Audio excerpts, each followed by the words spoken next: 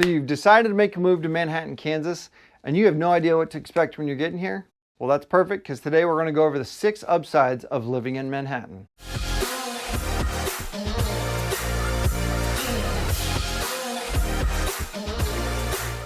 What's going on, everybody? Kyle Powers here with Haven Real Estate Group at Keller Williams One Legacy Partners. K-State grad, turned contractor, turned real estate agent and investor. First off, I appreciate you guys checking out our channel today. If you haven't done so and this is your first time here, please go ahead and hit that subscribe button. Go ahead and hit that little bell so you get notified of any future content, and give us that like because it helps us out with growing our channel. Again, guys, as I say in all of my videos, if you are looking to buy or sell real estate here in the Manhattan, Kansas or surrounding areas, please reach out. I'm here to help. I want to make sure you're taken care of. And if you just have questions, call, text, email, whatever it need be, get a hold of me. We'll get you taken care of. I'll get you my phone number and email at the end of the video here. So let's go ahead and jump right into it. First one on our list is outdoor activities. This is probably one of my favorite ones because, let's be real, I just love being outside. Whether it's hot, cold, or just a beautiful day out, I enjoy being outside. You've got Milford Lake, which is the largest lake here in the state of Kansas, within 20-30 minutes of here. You've got Tuttle Creek State Lake, which is literally within 5 minutes from, well, I live in the middle of Manhattan. From Manhattan to camping spot, I'm probably less than 10 minutes away. And that's with construction on it. Get that one. So anyway, being out there camping, being out there boating, being out there kayaking, skiing, wakeboarding, wake surfing, whatever it is, being out on the water, getting out there at that point of it. We've also got rivers around here. We've got creeks around here. If you want to go kayaking or floating or fishing or anything along those kinds of lines. Rocky Ford is a great spillway that you can get into and get some good fishing spots in. I had somebody ask about fishing the other day. That's a great one that you could get into, is Rocky Ford. You could also go to the tubes, go fishing down there. There's all kinds of stuff that you can be, trails, biking, hiking trails, walking trails. Throughout Manhattan, you've got Linear Trail, which is literally winds through neighborhoods and whatnot from Manhattan. And then obviously you've got the Konza Prairie. So that's a wonderful spot to be, to get out there for views and things like that. So number 1 on our list is outdoor activities. Number 2 on the list is weather. You're probably going to hear me say this a couple times in a good light and a bad light, but today we're going with the good. So here's what I like. We've got all 4 seasons. It's not a solid 75 degrees and never have to worry about a jacket or coat or anything like that. It's cold, where last year we had a negative 20 degrees, I think, at one point in time. Didn't last long. It's fine. You can stay inside for a day or two if you don't like the cold. Literally it lasted, I think 48 hours, and it jumped all the way back up to 70 degrees. I hear this saying a lot, and I hear it a lot, especially when directed at Kansas, but I think it's a lot of Midwestern towns where it's, you don't like the weather, just wait 20 minutes and it'll change. And there's a lot of truth to that. So winter, it gets cold, it gets rainy, it gets icy. We do get some snow. You aren't gonna have to worry about being dumped on as far as snow goes.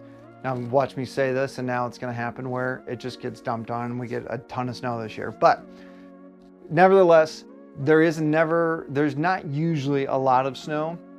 So it's just usually it's ice, unfortunately.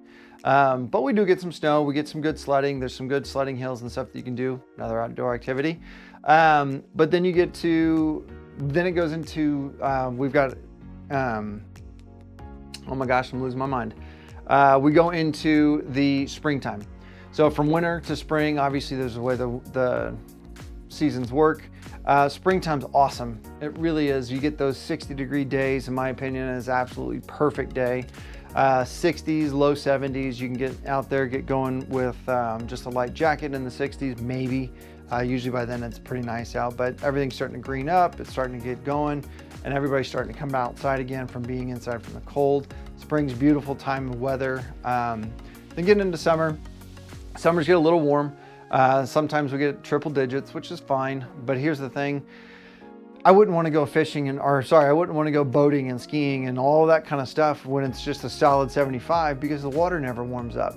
So how are you supposed to get away with that and have a nice warm water? Otherwise, you're just freezing your butt off the whole time you're out there on the boat. So I'll take that one. Same with float trips and things that way. Stuff the water warms up and it's just an enjoyable time to be there. My kids, same thing. They love being outside. They love being boating. They love being in the swimming pool. They love having the sprinkler going, having whatever it is. If it's involved with water, they're head first, they're in it. So then getting into fall. Absolutely love fall. That's my time. It's football season. I mean, what's the hate about that, especially in a town like Manhattan? It is an absolutely beautiful place to be, just because the livelihood of what comes out of football season in fall and everything that comes involved with that one. Full disclosure, my dad was a football coach, so fall was just a magical time for me ever growing up. So, but those are, number 2 is the weather. So I enjoy having the 4 seasons and having all of that kind of stuff, so you can be, you're not just stuck in heat or you're not stuck in cold. You actually have those changes. And right now in the fall, the leaf changing is absolutely amazing. It's beautiful out there. Some of the views in Manhattan are just beautiful to go check out. So number 2 is the weather. That's number 2. Number 3 is high quality of life. I bring this up because we are not in a big city. We're not in New York City. We're not in San Francisco. We're not in that where it's just go, go, go, go, go, go, go, go all the time. You've got wonderful, wonderful people here. Everybody's here to help support each other. Everyone's here to take care of you, to help take care of you if you want to take care of yourself. But there's a lot of beautiful places. Obviously, I talked about outdoor activities, being out and not being stuck inside in the house or in an apartment or anything that way. You can get out and get some alone time and get away from some stuff and get away from the world for a minute.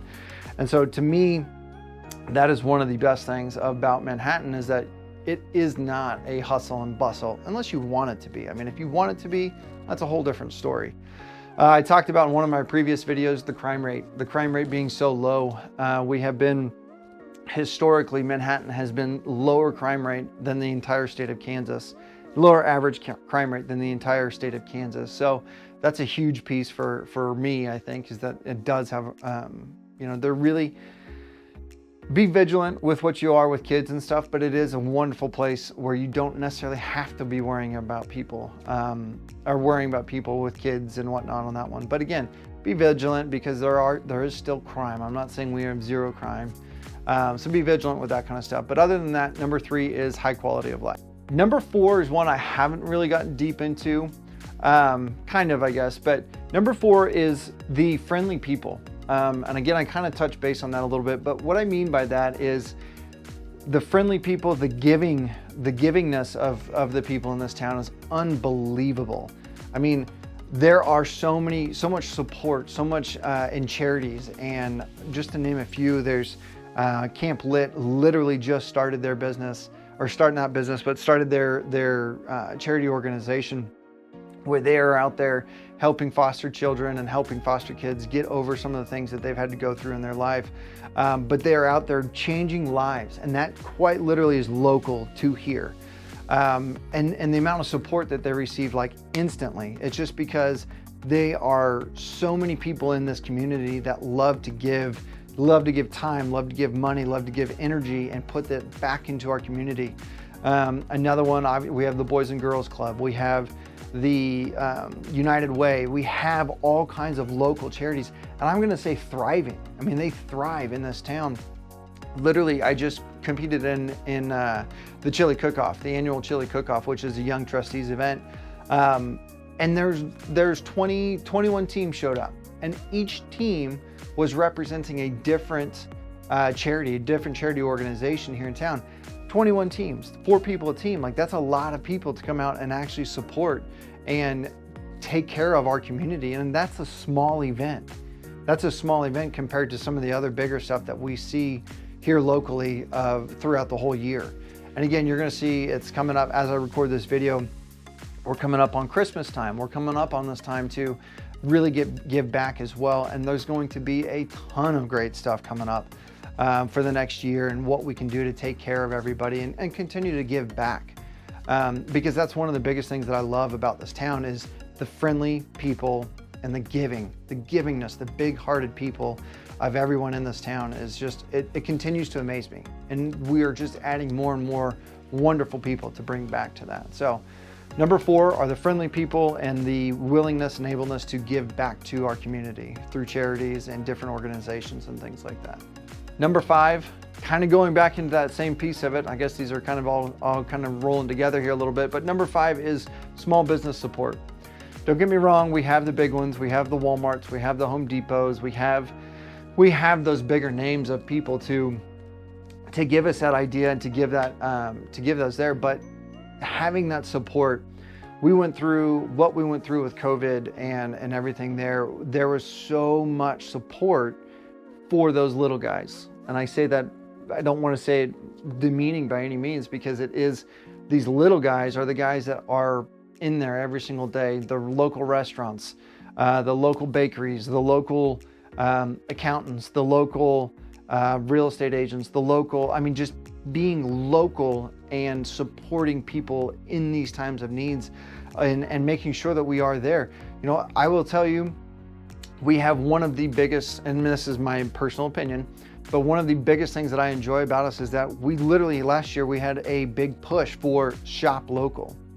We're looking for those local shoe stores. We're looking for those local restaurants. We're looking for those local boutique shops and having those, and there's a lot of them. There's a lot of them. That's the beauty of this town, and they get support. Now, don't get me wrong, there were unfortunately some people in this town that fell in some hard times last year, and throughout, and there is some little bit of turnover and whatnot, but for the most part, if you're a good person and you're running a good business, there is support for you. There is support in having that out there and getting people. I've got some clients and good friends of mine that are absolutely exploding, and I'm so incredibly proud of them.